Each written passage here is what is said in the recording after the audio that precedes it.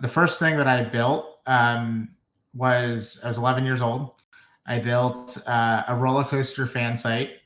I built it for myself, a place to like put like roller coaster tycoon hacks, and and actually that was something that people wanted. I just built something I wanted, and um, that led to millions of visitors. It's still up today. Doesn't get the same kind of traffic because I haven't posted on it in a few years.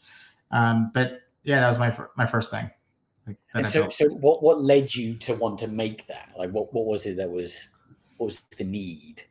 I was like making game mods for Roller Coaster Tycoon, and it was pretty popular. I think it's still popular now. Actually, I see them pop up every once in a while.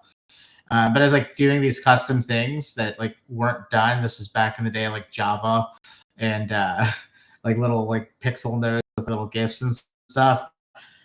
And I just started doing that. I wanted a place to show it off, and I always would get asked like, "Hey, where can I see this thing that you're working on?" Whether I was like doing like one of my hobbies or something like that, or even like I was doing trip reports and blog posts, and people would follow along and like try to meet me at the amusement parks. And I just did this, and then people started to like I made like a little community around it. I think we had like 10,000 members at its peak, and then we would get a few million views a month.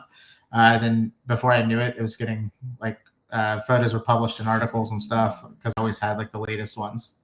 So Okay, and when was this? What year would this have been? I think I started it in 2005. 2005. Okay, so back in the early days of the internet becoming Yeah. big.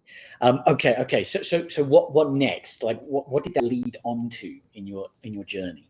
Yeah, so that led to my first job, which was somebody else doing the same thing.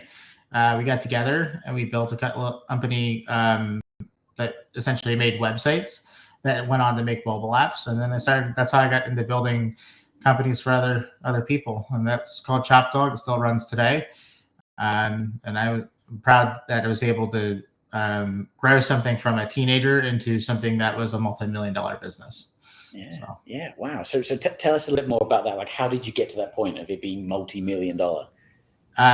well, at first, the funny story was that when I started it, I got called in by my friend who we used to kind of actually bump heads when, like he had a competing website doing the same thing that I was doing, and we would always kind of like fight or like little petty things.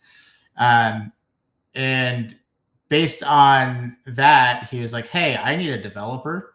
He reached out to me, and I'm like panicked. I don't I'm like I'm going to work at a company, and it's kind of like you don't know what you don't know. So I was like thinking that this company is way far along, talking about making like $7,000-8,000 a month. Well, that didn't happen right off the bat. So it was actually 2 years of us just building this company and grinding.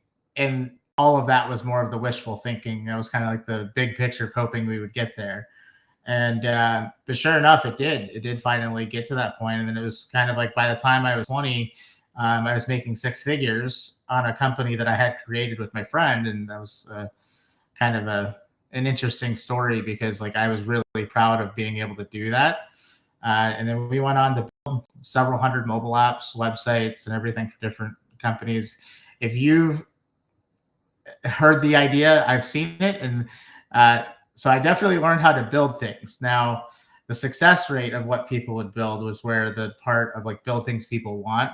This was hard for a lot of founders, and this was also hard for a lot of even on my side of developers because like we would always be like iterating and changing things, and like truthfully, most of them failed. But there was a few. There was a few that went really, really big out of those apps that we built.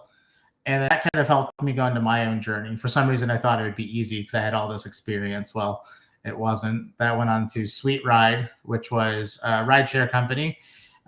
Technology worked, everything was working fine with it, but we weren't generating as much revenue as we initially hoped. And building that rideshare company taught me a lot because it was like, okay, this is a lot of money, this is a lot of thing, a lot of time, a lot of sacrifice.